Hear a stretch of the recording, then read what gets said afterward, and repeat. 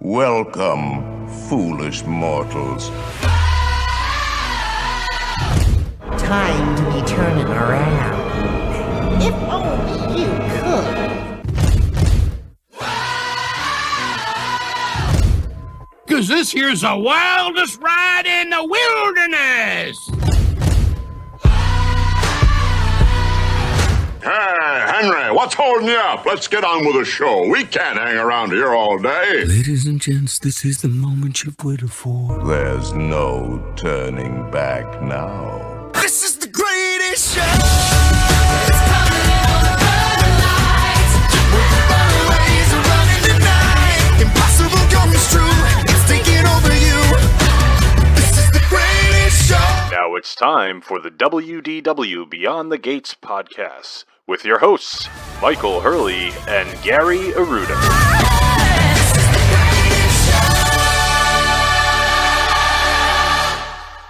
That's right. This is the WDW Beyond the Gates podcast, episode number 551, recorded from the D. Fauntleroy Studios in Kent County, Rhode Island, and sunny Southwest Florida. I'm your host, Gary, joined, as always, by my co-host and my cousin, Mike, down in Florida. Mike, welcome back. Thank you, Pards. You had the week off, but not for fun reasons. That was kind of a miserable experience for you, dealing with the hurricane last week. Yeah, it was no fun. Out of power for what? 4 4 or 5 days. days? 4 days. And then it kicked back on like right before, and then you had a bunch of stuff you had to take care of, obviously. But Yep. I don't know. I'm just angry right now, Pards. We tried to record this earlier, and I had internet problems. Then we scrapped it, and we're going to do it tomorrow. And then I reset my internet, and now I'm ready to go. You know what's bad? Mhm. Remember we were talking about my anger issues? Yeah, well, no one's ever going to hear that. Nobody's ever going to hear that. So tell me because we were discussing whether or not I need to start just eating mushrooms or going to see a professional. You know, we don't know where to go. So the New York Jets anger me. Mm-hmm. They really anger me. And now Joe Quattrocchi upsets me. And he's one of the nicest guys I've ever met. But just like seeing pictures of him in a Jet shirt and a hat It makes you mad. makes me mad. That's not a normal feeling, is it? Well, can you let's dig into that? Why All does right. it make you mad? Because you're going to pay some therapist like $300 an hour, and they're going to ask you that same question. Why does that make you mad? It makes me mad because like he went to London 2 weeks ago. I'm still fuming over that.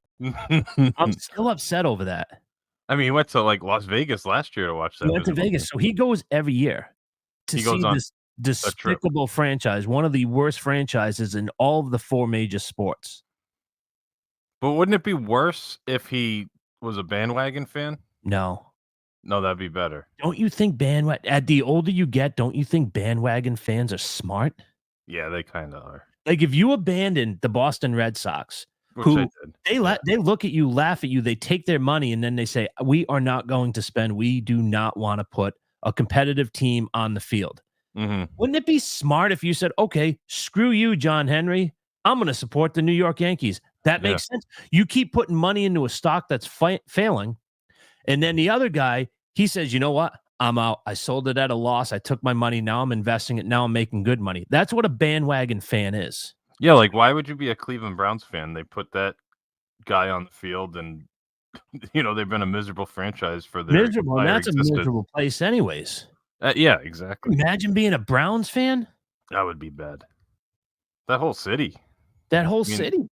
Cavs It had a little smells run like with coal. I mean, it just smells like just dirt. Wasn't it Cleveland where the lake caught on fire? Yeah, In the that's right. 70s? Yep. How's a lake catch on fire? That's not good, is it? No, usually you're running to a lake if you're, God forbid you get caught on fire. Yeah. You're seeking water, but up there it's like burning more fuel on it. I think that's the problem. It was 90% fuel in the Yeah. in the lake. That's not good. Yeah, I apologies to all of our listeners in the Cleveland, Yeah, like Zach Akron, Mills. Cincinnati area. Cincinnati doesn't strike me as bad, but Cleveland, have you ever been there? I have been to Cleveland. I went to a Red Sox game, ironically. Yeah. Wow. Isn't it exactly what you thought it would be? And more? Yeah, it wasn't great. The Rock and Roll Hall of Fame was underwhelming. Progressive Field was nice. I don't know if it's Yeah. even still called that, but Progressive Field was nice. Yeah, the Jake or whatever it's called. I don't know what it's Yeah. called anymore. I'm just surprised Henry haven't sold the rights to Fenway. Yeah, right. I don't know. Yeah, that's a good point though about being a bandwagon fan. Like, at least with colleges, like you have some connection if you went there, and they're not actively trying to like Right. crap down your throat like Right. the Red Sox. But But like being a New York Jet fan, I mean, it's bad enough that I'm watching them. right. I'm traveling to see you have season tickets. Fireman Ed's a complete buffoon. Well, Joe Quiet has season tickets, and he lives 1,400 miles away. Does he still have a season ticket? He may not anymore. He may not. I don't remember, but he used He'll to, go right? see him in Miami. I mean, and the thing is, they're good. They have so much talent. That's what angers me even more. Aaron Rodgers is so good. He's dirty. I'm watching, flings it sideways. That guy is just solid. And they still lose. And they still figure out how to lose. They'll figure this Pittsburgh game out too. Yeah. Their defense is just filthy. They're in the backfield. They're stopping running backs with 3-yard losses. They are just nasty. And they might be 2-5 by the time I'm editing this stupid podcast. And that's exactly where they were last year when Rodgers got hurt. So what's the difference? Yeah, I think they had a better record actually at that time. Yeah, that could be. Anyway, how's everything else? Everything's good. I'm not going to talk about the power washing that I talked about the first time we tried to, when I was swearing at my power washer. And did you go back out to the golf course? How's that place? yeah, well, that's another thing that angers me. I shot 43 on Friday, and then I think I shot about 115 on Saturday. That That's a place big is in great shape. Lots of trees down, which I'll tell you what, you take trees down, that's a blessing, is it not? I mean, yes. How much better would that golf course be with not one tree? Oh, I love golf courses. Or just a few behind the greens for scenic. Yeah. Yeah, you don't need trees on a golf course. Why would you? No, it's miserable. I mean, the only thing that can happen is you could, tear a ligament in your wrist from coming down on a root. Right, exactly. One guy lost his eye. He tried to smoke one, and it hit the tree and came back and hit him in the eye. Yeah, as they tell me that as I'm hitting a shot off a root in the memory guess. Were they telling you about the eye? Yeah, it was in our match. Was it Dick Busby? Which one? It was Richard Busby, yeah. No way, was it? Yeah. It was Dick Busby? That's who told me the story as I'm hitting it off a root. Richard Vealshank. He didn't say, hey, take a free drop off the root because I don't want you to lose your eye. He said, oh, by the way, you might. I was playing with a guy who lost his eye because he hit a shot off a root. I'm like, well, that's not the best thought process to have in my head right before that. Glass eye. You're coming home to Doc with a glass eye. Kids looking at you, doing that sideways golden retriever look. That wouldn't be good. Dad. That would probably be the last golf trip if that happened, don't you think? If you're coming home with a glass eye? Yeah, I probably wouldn't get the permission slip after that, would I? Probably not. No, not likely at least. Anyway, should we get into the topic at hand this week? Yep, let's do it. All right, so we're going to talk about this announcement that Disney made, which kind of, for me at least, came out of the blue. I wasn't expecting anything like this where they... I wasn't either. Some of the vloggers had said that they heard about this a while ago, that this was in the workings, but yeah. You and I aren't as well connected as... No, we're not really plugged into the underground over there, but it caught me a little off guard. But this is the Lightning Lane Premier Pass, which is similar to what Universal does, right? They have their pass where it's big money, but you basically can ride every ride once whenever you want without having to wait. So this is from the Disney website. A convenient way to save time in line. Lightning Lane Premier Pass allows one-time entry to each Lightning Lane experience in a theme park to enjoy at your leisure that day. Beginning October 30th, 2024, we will begin piloting the rollout of Lightning Lane Premier Pass with very limited quantities for guests staying at Disney Deluxe Resorts, Disney Deluxe Villa Resorts, and other select hotels. And then you can view the eligible hotels, which I believe is just Swan and Dolphin are the other eligible ones. How it works: get one-time entry to each available Lightning Lane experience in a park for one day, including the most in-demand attractions. Ride the attractions you want when you want. You don't need to choose specific arrival times. And enjoy photo perks, including digital downloads of select attraction photos and videos, plus unlock Disney PhotoPass lenses. So you purchase it, and you basically can go on every Lightning Lane in that park whenever you want, once per person. Okay. That really does sound convenient. It's very convenient. I love their corporate gobbledygook that they throw in the statement. Does it sound like it will be inexpensive? It doesn't sound like it's going to be inexpensive, but I don't think it would be outrageously priced. I mean, do you? I guess define outrageous. I did, if they rolled something like this out, which obviously they have, I would have expected it to be a lot, because I know the one at Universal can be over $200 a day. Okay. Now, have you fact checked the Universal one? Can you only ride each ride once? I'm almost 100% sure on that. Yeah. Okay. I wasn't sure if they were okay. But that's also a perk you get for staying at their quote unquote deluxes at Universal, or at least it was. I don't know much at all about Universal. Yeah, it still is. Okay. So that's a pretty big perk. Imagine like getting this perk for nothing, where they tell you the value, Magic Kingdom, the highest value is like $450 per person. That'd be a heck of a perk, wouldn't it? Yeah, for those staying at Deluxe and the DVC Villas, that would be fantastic. That would be a very good perk.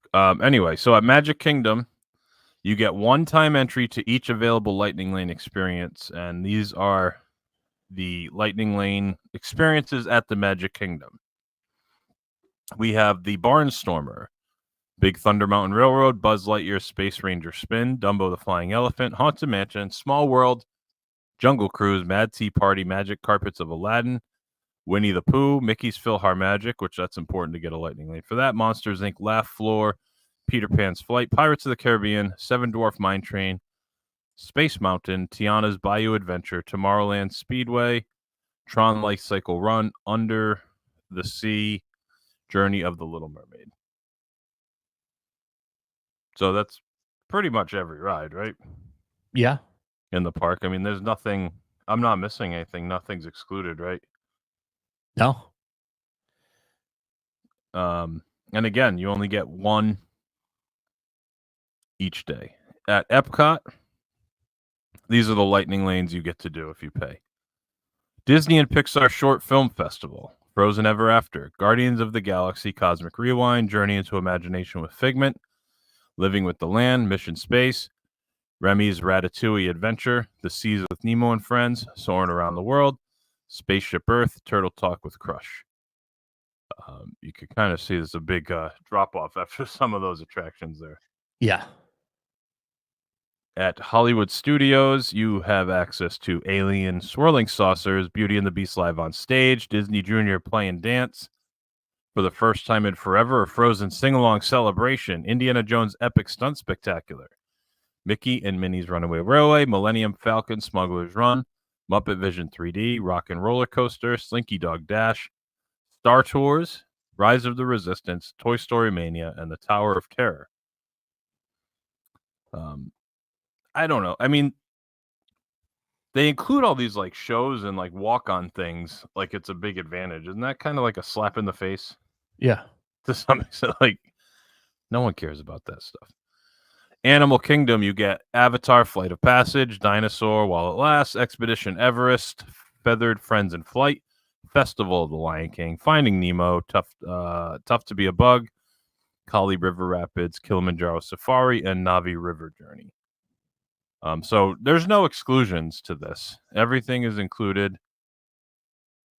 But I mean, you're paying big bucks. Yeah. For sure.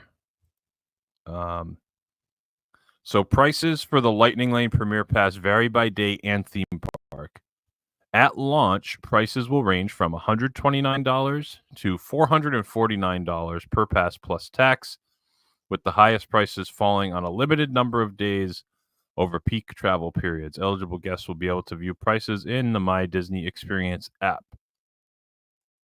How does Lightning Lane Premier Pass differ from Lightning Lane Multi Pass and Lightning Lane Single Pass? Let's see what they say. All three allow you to skip the standby line. However, Lightning Lane Premier Pass differs from the others in the following ways. It provides more flexibility. You don't have to choose arrival times. Includes each available Lightning Lane experience in one park. And both include photo perks, but that's it. So you don't even, it's not even like a special line. Like you would think. I know. Because sometimes those Lightning Lane lines aren't that short. They really aren't. No, they're not. So you're not necessarily skipping. Now, the one thing I would say, and I think I mentioned this quickly in the chat, is I would love it. I would absolutely love it if they got rid of all the Lightning Lanes and only offered this. Because the usage on it would be incredibly low. Of course. But they'd still make some money on it. Yes. And that like only the rich or the people that really want to like plus it up for a day do it. They spend the money. They're the only ones, because you're only gonna get a handful of people. So that line, that premier Lightning Lane line, would truly be like an instant ride for every attraction. Sure. And then guess what? The standby lines would go down. Yes. By so much. I think that would increase guest satisfaction by tenfold in the parks waiting in line, because think of rides like Soarin', where the standby is like pretty slow loading, and then you have to wait and let like 30 Lightning Lane people, 100 Lightning Lane people go by, and then they let the regular queue go in. Well, now if those 30 to 100 are down 1 to 3 of these like premier Lightning Lane, that standby line is just going to keep cranking along, and the wait times are going to just go down and go down and go down. Certain rides will still be up there, like Flight of Passage and, you know, Guardians of the Galaxy. When they remove the virtual queue, I'm sure we'll have longer lines, but it seems like a no-brainer. Introduce this high-end. Let those people that want to spend the money, that have bottomless pockets when they go on vacation, spend the money, and let the rest of us folks enjoy it like it was meant to be. Just wait in the line. Let me ask you a question. I'm sorry. Yes. You're going. Keep going. I was going to say, like, Haunted Mansion should never be over 30 minutes. It's continuously moving. It's one of like the biggest load capacities. And the only reason that line gets long is because of the damn Lightning Lane. Because before they did the Fast Pass Plus, they didn't have paper Fast Passes for Haunted Mansion because it was always like 20 minutes at the max, right? Yeah. And then they started bringing in all this other nonsense, and the line just kept going up. Anyway, what were you going to say? You said you were going to ask me something. Are they going to screw this up like they do with everything? Are they going to? Is this going to be more miserable for the two of us? Is this going to increase lines? Do you think they're going to let go of the people who spent $35 for the 3 Lightning Lane? They're not going to let it go. No. Okay. So lines are going to be longer. Slightly. I don't think it's going to have a big impact, because I don't think that many people are going to spend the extra $129, even just going on their low end. Like, who's going to spend $129 per person? I'm not spending. You're not. We always compare everything to you and us, though. Right, but we're the majority of the. No, we're not. Not the spenders. I think we are. I think of like economic status, we're in the majority of the people that go to Disney.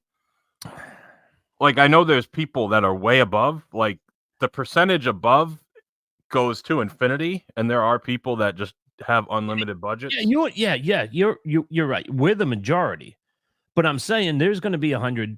I don't know what the numbers are. There's going to be 100, 200 people who want that access. Yeah, but that doesn't affect us. If it's 200 people per day in the parks, that has no effect on us. But then you're adding it on top of the regular Lightning Lane. You're adding more people who are cutting us in line. But those 200 people were already doing that one. Now they have a higher end one. I don't think you're adding to it. You're just taking away from the other one. You're charging. I think you're adding to it. Well, no, but put it this way. Anyone who would pay the $129 was already paying the $35 or $50 or whatever it was, right? Yeah, but weren't they supposedly capping the original Lightning Lane? So say they cap it at 2,000 people. Yeah. Now if you have 1,000 who are doing this other one, now you can throw that another 1,000 doing the regular Lightning Lane. You think they? I don't know how. Do I think that they would make us miserable in order to make a couple $100,000? Absolutely. Well, but if that were the case, why would they cap the original Lightning Lane? Did they? I don't know if they did. I mean, Because it would sell out. There were days it would sell out, and you couldn't even they buy would it. tell us that the parks were closed when there were 30 people in there. Okay, but that's not the point. Like if your premise is they're doing this to make extra money and they don't care about the guest experience, then why would they ever sell out the Lightning Lane and say you cannot buy it? People that wanted to buy it couldn't buy it because it was quote unquote sold out. If they don't care about the guest experience. Obviously, at some point, if people are paying $50 for this and there's nothing available, then it becomes a problem because then they have to refund people and things like that. So I do understand that part of it. But I guess just in my head, if you have X percent of people who are buying the multi-pass or whatever it is, the $35 one, like let's say it's 20% of park guests who are buying that. The people who are going to buy this Premier Pass are coming out of that 20%. Okay. So do you think they're going to backfill like more people? So now it's going to be 23% of people are buying something, or is it going to stay at the 20 and now they're getting those 5% that are spending I think $100? they're going to increase. That was my original thought. You could be right. I'm not saying you're wrong. I'm just playing devil's advocate here and saying that I think it's the same pool of people, and they're just going to milk out that extra $100, $200 from the people that were already spending and were willing to spend more. This is like the gap between like people that can't afford the VIP tour, but can afford the $500. I mean, it pretty much is the VIP tour. Yeah, but it's a lot less, isn't it? Isn't the VIP tour like $3,000? Oh, well, yeah, but you're splitting it around between 10 people though, or so. Yeah, but if you're a family of 4, you're not splitting it between 10. That's what I'm saying. Yeah, but I mean, if you're a family of 4 and I'm a family of 2, and your parents want to go, then we could definitely split it up between 10 or 12 or 15 or how many.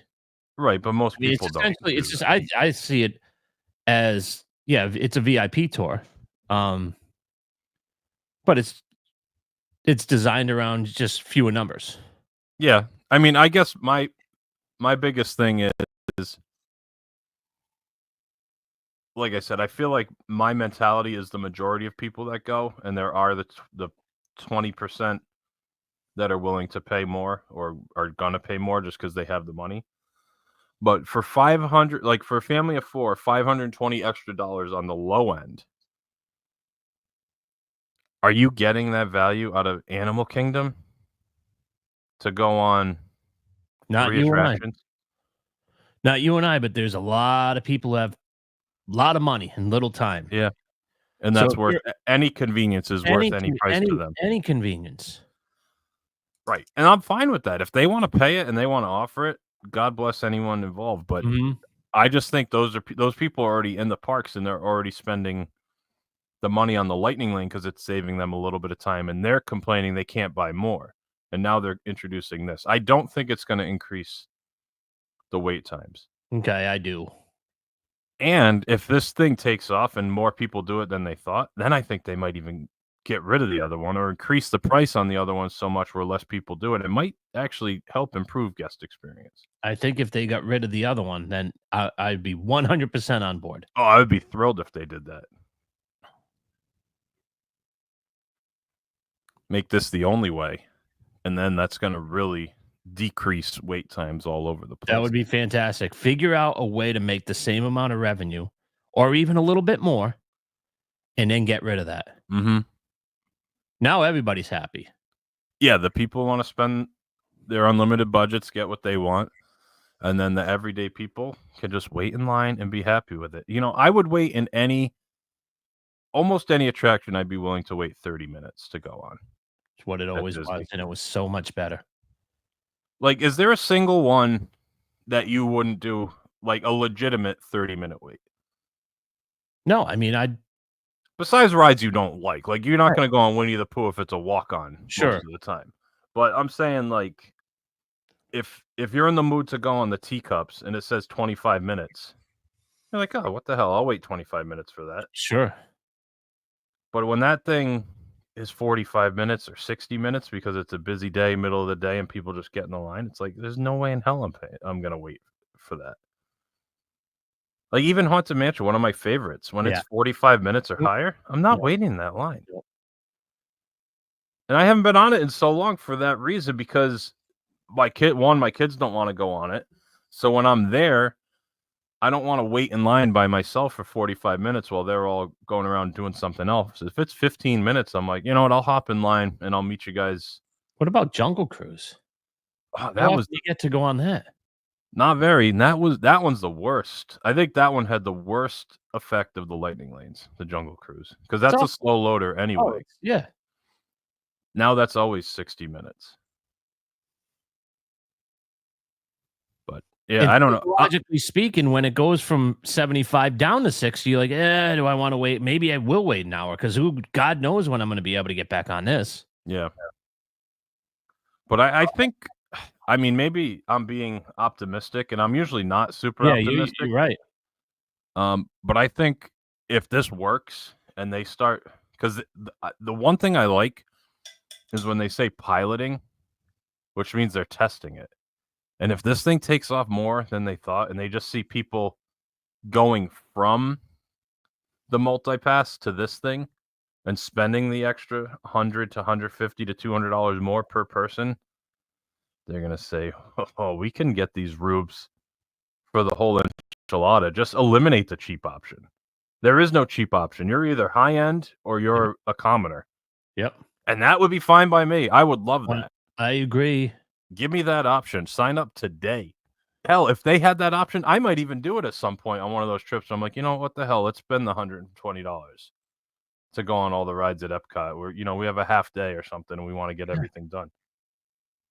I mean, think about it. Let's look at the other park, which we're not really talking about, but let's look at Disneyland. Mm-hmm. And now let's see how much money you can save, because I think we did a 5-day, and everybody's like, you're crazy. I'm like, yeah, but we only want to go for 3 or 4 hours at a time. We don't want to go commando. We're staying at Grand Cal. So think about now, if you could go whack it out, now you could save maybe 1 or 2 nights at Grand Californian. Because you're doing the parks in 2 days instead of 3.5 to 4 days. Yeah, well, I mean, I don't think they want that either, but I don't think they want people cutting their trip short to do this. I'm just saying it would work out. Now you could maybe sneak down to San Diego for 3 days instead of spending 5 days in Anaheim. A lot of options. Yeah, absolutely. For people like you who might only do it 1 or 2 times with your kids. I mean, it doesn't work really for Orlando because we've been on every attraction a million times. But if you're going to do maybe your one and only trip out to California, maybe that does make sense. No, you're right. You do a 2-day instead of a 4-day, and then just spend the extra money on doing the Disneyland one where you get the multi-pass. Right. Or the Premier Pass, I should say. Yeah, no, that's actually a very good point. I didn't even think of California as part of it. I'm always thinking California. Well, that's true. California dreaming. Oh, I'm always looking at those damn contracts. Day. California dreaming on such a Wednesday. Yeah, I wasn't like, people got mad at this, but isn't this what people were asking for? People get mad all the time. I know it's crazy. People are like, it's a cash grab. Of course, but they're offering more than they've ever offered. What price do they want for them to charge? Because if they charge $70 a person for this, everyone's going to do it, and it's going to be useless. You have to charge a lot of money to prevent a lot of people from doing it, because they can't if everyone did it like the regular lightning lanes, it would be pointless. You couldn't get enough people through the rides, and then everyone would be pissed off. You have to price people out on these kind of experiences. Of course you do. That's the whole point of it. It has to feel like a luxury, and you have to pay a luxury price for it. And it's not for everybody. It doesn't have to be for you. It's like people complaining that The Grand Floridian's $800 a night. It's like, that's what people are willing to pay. Is Right. it overpriced? I guess it is for you, but people are willing to pay that, and that's fine. It's overpriced for me. I'll raise my hand. This is overpriced for me. It's overpriced for me, and I own there. I'm not paying $800 a night to stay there. Right, and so is this Premier Pass is overpriced for me, but it's not for me, and that's okay. It's a luxury item. It's like I don't wear a Rolex because I can't afford one. It doesn't mean Rolex charges too much for their watches. But it's because that you can put a $30 Timex, if they even make Timex. I'm dating myself. But you can put a $40 watch on your wrist and it does the same damn thing. Right. And it's the same thing as waiting in line. We don't see the value of paying $350, $450 to skip lines on Spaceship Earth. But that's how it's designed. It's designed to make people like you and I not want to buy it. Of course it designed to make the 1% or whatever want to buy it because it excludes us. You talk about you love the exclusivity of stuff, right? Who, me? Yes. I'm a wannabe snob if that's where you're going. Yeah. No, but like with your blue card and things like that, you like having access to things that not everyone has access to. Sure. Well, if you want access to this, you got to pay. Okay, I'm not willing to pay it. You're not willing to pay it. Some people are. And the people that are willing to pay it should have a better experience because of it. I don't know. I'm not sour about this. I was a little shocked when I saw $449 on the high end. Don't get me wrong. You know, $2,000, like a family of four paying an extra $2,000 to skip the lines on Christmas Day. But you know what? If it's Christmas Day and there's a million people in the park and you get to go on every ride in Magic Kingdom and you're willing to spend $50,000 on a Disney vacation, what's $2,000? Exactly. That's what I'm saying. If you're booking out the 3-bedroom Grand Villa at the Grand Floridian for a week for Christmas anyway, cash, what's the $2,000 at Magic Kingdom that day? Let's just say the two of us somehow are staying there for a week, right? Mm-hmm.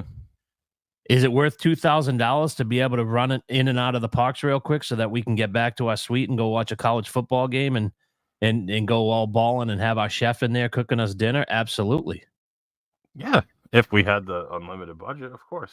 We got to get a chef too. One of these days. I think we need to get an unlimited budget first, parts. Well, we'll see. You can't bring a chef into a 1-bedroom, right? Yo, of course you can. Do you think so? Yes. You got the couch. You got the kids like sleeping on the couch, and the chef comes in. And Do you want one of my 1-bedroom stays? You want me to get a chef? Private chef. Like, I feel like the private chefs could only go into like the cabins, the bungalows, and a No. villa. I'll get one in the. We got a stove. Everything's functional. I'll get one in. I understand that it's possible. It just seems like you can't do it in a 1-bedroom. Yes, you can. I guess so. Yes, you can. Your family has no idea. You got the knock on the. The girls are just sleeping in the pull-down Murphy bed in the main area. Yeah. All of a sudden, the guy's doing a hibachi grill in the kitchen, just throwing shrimp tails at you. That's beautiful. Oh, but imagine if you're staying at the cabins and all of a sudden you hear the doorbell ring and then you get a private chef coming in to cook for you. Chef's ringing the doorbell at the cabins. Yeah. Kristen, ring the doorbell. It's got a doorbell. It's got a doorbell, parts. You got the private chef in there ringing the doorbell. Lagasse right there. Oh man, that'd be fantastic. No, I like the Premier. I don't think it's going to increase wait times. The Lightning Lane already screwed them up so bad that I don't think it's going to affect it. If it doesn't mess up wait times, that's fine. Like, if it stays exactly how it is now, which isn't great, don't get me wrong. Like, It's already messed up, but if it doesn't get worse, I'm okay with it. And this has the potential of making it better. I really hope they go just to this. I really do. That'd be so good, wouldn't it? I don't think they will, because those little, like, if you want to call them smaller amounts of the $50, like for the 3 attractions, like they must be selling so many of those that it would make you sick. The amount of money they're making off that, they can't just give that up. They might. Oh, that'd be so great. They need to do something to make the guest experience better there. They really do, because it's gone downhill since COVID. And like the thing is, you look at crowds, like when we've gone, and the crowds are low, but the Mhm. wait times are still high on a lot Still of the stuff. same. They really are. So it could be definitely fixed, I think, if they went this route. And if they're not selling enough of it, guess what? Use dynamic pricing. Oh, guess what? You get a push notification on your My Disney experience, like limited time only, $79 for the multi-pass today, because they're not getting enough people to buy it. The next 100 people that sign up, boom, they get it for a deal. If you are in the park and they tell you can get this thing for $80 with you and Susie are there at Magic Kingdom, and you're like, you know what, for $160, we could ride everything without waiting.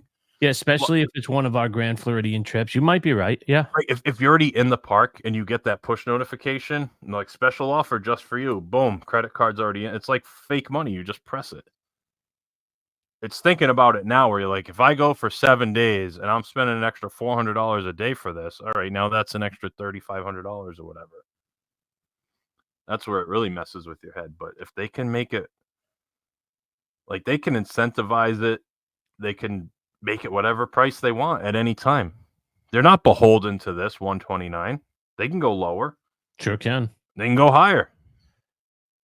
Yeah, we'll see what the market says in a couple weeks. That's what I mean. And especially if they get rid of the other one, as people do it, if they get rid of the regular lightning lane and you do this and you literally walk on to every attraction at any time, how great would that be? The value is going to skyrocket. More people are going to do it. Not as many as we're doing the lightning lane. Because I'll tell you what, earlier when we were talking about exclusivity, how great is it though that you're standing in the same line as somebody who spent $15?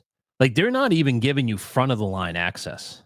Yeah, Which they'd have to build another queue. It would be almost impossible infrastructural wise. But you're right. That's the problem. If I'm spending $449 on Christmas for this thing at Magic Kingdom, and I'm waiting behind 600 people who spent $15 for their Seven Dwarf Mine Train, I'm not going to be too thrilled. No. But I don't know. I don't have really any other major thoughts on this. I don't either. I got no problem with it, though. It's not for me, but. It is not a product intended for you and I, but I think it's a great product, and I think it has a potential. Let's say it has a potential of being a great product, especially if it gets rid of the multi-pass. I agree with you 100% there. So I guess we can talk about our social media a little bit. Well, speaking of exclusivity, coming up on our Addicted to DVC podcast, we'll be talking about maybe like little special clubs for DVC members. Oh, because they just introduced something new, and we're going to talk about that. Yes. And we're going to blue sky it, and we're going to talk about what else they could offer that you'd be willing to pony up for. And if the execs are listening, which I've heard rumors they are listening in, Pards, they're gonna be able to make a lot more money off of DVC members. Now, am I correct in understanding that if you pay that, I mean, we'll talk about it more on our Addicted to DVC show. I just want to give the people like a little sneak peek of what kind of goes on over there. If you pay the $99 a year, that's per membership, right? That's not per person. Per membership. That is correct. Okay. So $99. Do you get half price one-time use points? Yes, you do. Isn't that a no-brainer? That gives you $10 one-time use points. It's a no-brainer, is it not? That the only adds thing is, am I gonna run out of points? You have to run out to use the one-time use points. Yes. But I think you can bank them first, right? I think you can bank into the next use year and then run out intentionally and then use those 20 points and pay for 10. So instead of paying $400, you're paying $200 plus. So you're paying $300 for those points. I mean, you can extend your membership by 20 points a year for $300 a year. It's a pretty good deal, isn't it? Sounds like a good deal to me. I mean, the one-time use points are already a pretty good deal. Thinking about like if you extend it, because you're not paying dues on those points. Yeah. It's a great deal. So, and getting those for half price plus whatever other perks they give you, that's a no-brainer. Anyway, we'll talk about that on our Addicted to DVC show, so please tune in over there as well. But you know where you can find us: YouTube, Twitter, Facebook, Instagram, TikTok, at WDWBTG. Find us wherever you download podcasts, WDWBTG. Our website, WDWBTG.com. Our Facebook group, WDW Beyond the Gates Podcast Family.